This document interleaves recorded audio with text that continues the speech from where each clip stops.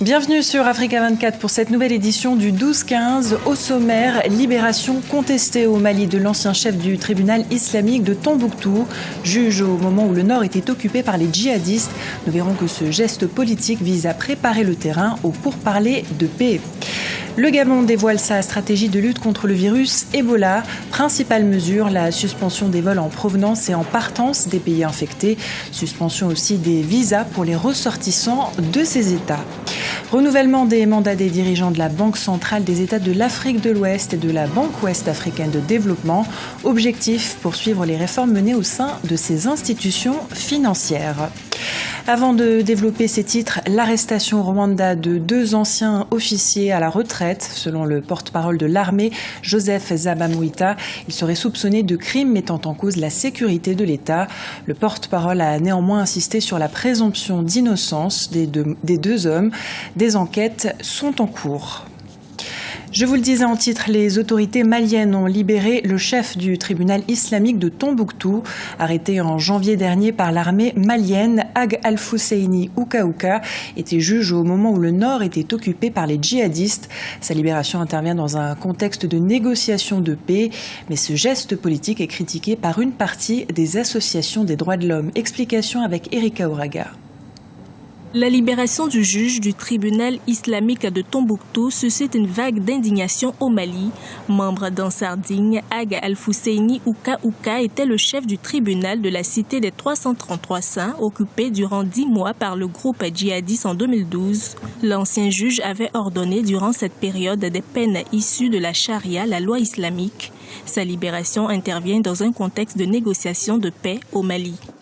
On peut comprendre que c'est dans le sens de participer au processus de paix et de réconciliation, mais il aurait fallu des explications, parce que tout le monde sait ici les exactions commises par Ouka dans le nord, et à la limite, on devait accepter le sacrifice s'il y avait eu des explications à la clé. Ouka a été arrêté en janvier 2014 par l'armée malienne avant d'être libéré le 15 août. Au mois de juillet déjà, 42 membres des groupes rebelles armés ont été libérés en échange de 45 soldats maliens capturés à Kidal lors d'affrontements. Les discussions en cours avec les groupes rebelles pourraient justifier ces gestes politiques. Il y a les négociations qui reprennent le 1er septembre à Alger. Donc, on peut également comprendre la volonté du gouvernement d'aller vite, d'accélérer la cadence, de peur que, il n'y ait cet effritement-là qui va empêcher d'avoir un interlocuteur unique et crédible. Par ces signaux envoyés aux groupes rebelles, les autorités maliennes préparent le terrain au pourparlers de paix. Initialement prévues le 17 août, les négociations intermaliennes s'ouvriront le 1er septembre à Alger. Au Mozambique, le gouvernement et la rébellion de la Renamo ont signé ce dimanche un cessez-le-feu dans la perspective des élections du 15 octobre. Cet accord met fin à 2 ans de conflit. Le négociateur en chef de la Renamo, Simon Makui-An, a précisé qu'un cessez-le-feu a été signé même si tous les problèmes n'ont pas été réglés entre les deux camps. Fin de citation. Conscient de la menace grandissante de l'épidémie d'Ebola, le Gabon a dévoilé ce vendredi sa stratégie de lutte contre le virus. L'une des principales mesures est la suspension des vols en provenance et en partance des pays infectés. Suspension aussi des visas pour les ressortissants de ces États. Au Gabon, reportage de Douglas Otomé. Dans un souci de lutte contre l'arrivée du virus Ebola sur son territoire, le gouvernement gabonais a mis en place une stratégie qui se résume en 4 points. Les mesures épidémiologiques, les mesures de surveillance sécuritaire, la suspension des vols et des bateaux en provenance et en partance des pays infectés et la suspension de visas aux ressortissants des pays infectés. Ce n'est pas un blackout total. Nous prendrons des mesures spécifiques en relation avec les pays amis, en relation avec nos ambassades accrédités auprès des pays touchés pour gérer au cas par cas des situations qui peuvent appeler un infléchissement du dispositif mis en place par le gouvernement. Des mesures saluées par la population qui a encore le vif souvenir des années 90, au cours desquelles de nombreux Gabonais sont morts après avoir contracté le virus Ebola. On salue tout simplement les mesures qui ont été prises par le gouvernement gabonais pour éviter la pénétration du virus dans notre pays. Nous espérons aussi que la rumeur qui court concernant les 5 cas enregistrés dans notre pays ne sont pas fondées. Alors que la semaine précédente, des rumeurs faisaient état de cas d'infection au virus Ebola à Libreville, les autorités ont souhaité rassurer la population.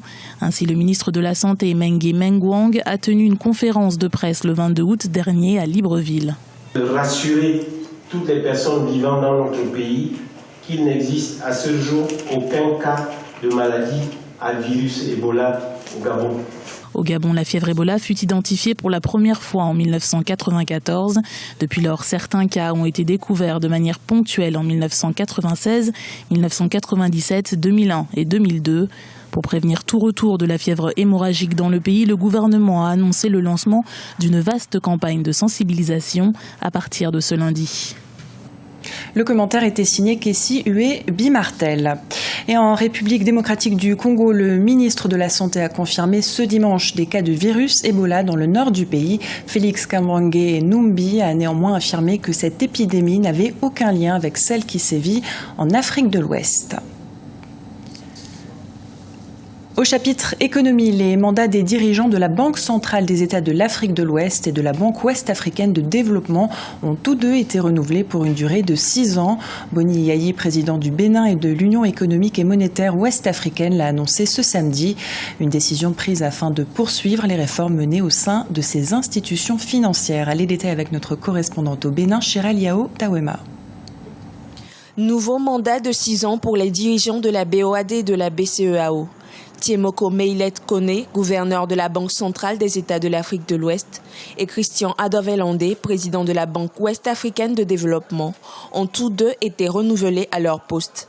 Annoncé ce samedi 23 août par le président en exercice de l'Union économique et monétaire ouest-africaine, le renouvellement de mandat des deux responsables de ces instances fait suite à une décision de la conférence des chefs d'État et de gouvernement de l'Union. Il convient de préciser que dans le cas d'une urgence ne permettant pas la réunion formelle de la conférence des chefs d'État et de gouvernement,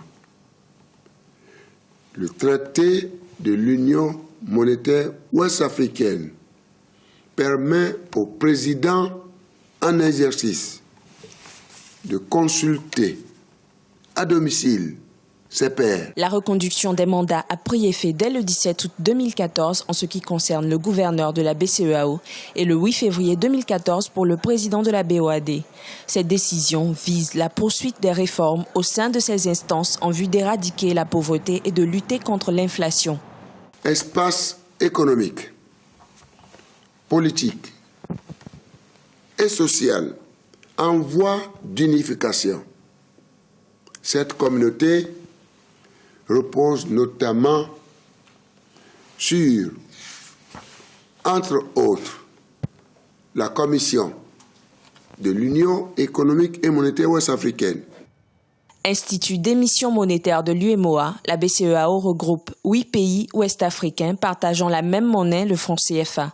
La Banque ouest-africaine de développement promeut, elle, le développement économique et social des États membres en finançant des projets prioritaires. Ces deux institutions sont confrontées à de nombreux défis relatifs au financement et à la diversification des économies de l'Union. Ce chiffre dans le domaine de l'environnement communiqué par le ministère des Eaux et Forêts de Côte d'Ivoire, le pays perdrait près de 200 000 hectares de forêt par an. Un désastre écologique visible notamment le long de la route qui mène d'Abidjan à San Pedro. Des dizaines de milliers de planteurs se sont installés dans ces forêts. Avec les années, des villes se sont développées. Le nouveau code forestier voté par les autorités en 2014 prévoit d'être plus coercitif avec les contrevenants. En football, la finale du tournoi Sekafa 2014 s'est disputée ce dimanche à Kigali, au Rwanda. Elle a opposé la formation de l'APR au club soudanais d'El Merreikh. C'est l'équipe championne du Soudan qui est sortie victorieuse de cette confrontation. Elle remporte ainsi son 3e trophée Sekafa. Le résumé de la rencontre avec notre correspondant Olive Adjakotan. El Merreikh du Soudan, vainqueur de la Coupe Sekafa 2014. Les champions soudanais ont dominé 1-0 l'APR, le meilleur club du Rwanda. C'était à l'issue de la finale qui s'est déroulée le dimanche 24 août au stade Amahoro de Kigali. La première partie a tourné à l'avantage des visiteurs. Ils ont profité d'un manque de concentration de la défense de l'APR pour inscrire l'unique but de la partie. Les locaux seront plus ambitieux à la reprise. Ils multiplient les offensives, mais la défense soudanaise reste vigilante. Ce qui permet à El Merreikh de conserver ce score à la fin de la partie et de monter sur la plus haute marche du podium pour la 3e fois. Je suis très heureux parce que nous sommes les vainqueurs de cette coupe. C'est un réel plaisir pour nous de ramener le trophée au Soudan. Les jaunes et rouges du Soudan ont proposé un jeu plaisant au cours du tournoi Sekafa 2014. Ils ont montré leur suprématie en remportant la plupart des rencontres. El Merreikh a aussi profité de la compétition pour préparer la Ligue 2014-2015 du Soudan, prévue à la fin de ce mois. Le 27 août prochain, nous débutons le championnat et nous allons désormais essayer de nous concentrer sur les futures compétitions. Les meilleurs clubs ont reçu différentes distinctions au cours de ce tournoi. El Merreikh est reparti avec le trophée et $30,000 en espèces. Les formations rwandaises de l'APR, vice-championne, et AS Police 3e ont reçu chacune $20,000 et $10,000. Le tournoi Sekafa des équipes nationales est prévu en décembre 2014 en Éthiopie. Ce journal a été réalisé par l'ensemble de la rédaction. Nous vous remercions pour votre fidélité. Dans un instant, une nouvelle édition de l'actualité sur Africa 24.